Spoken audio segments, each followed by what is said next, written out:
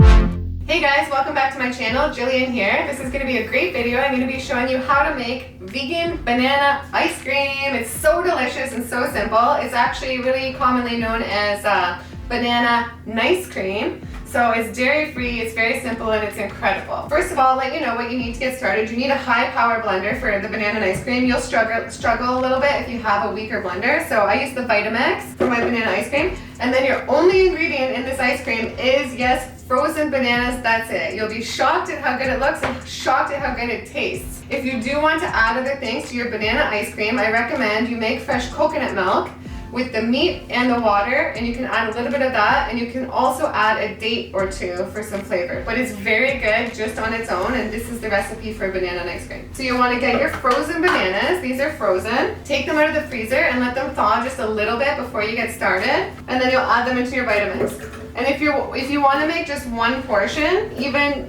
2 to 3 bananas will be enough for you.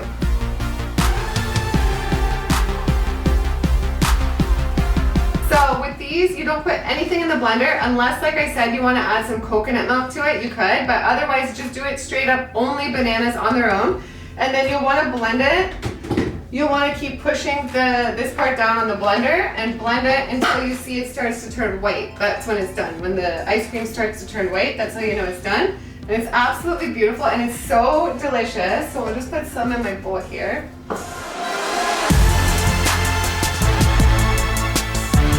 I'm just having it on its own as it's banana ice cream. You can sprinkle many different things on top. You could even put cut up strawberries or blueberries, cacao nibs. You can get peanut butter involved.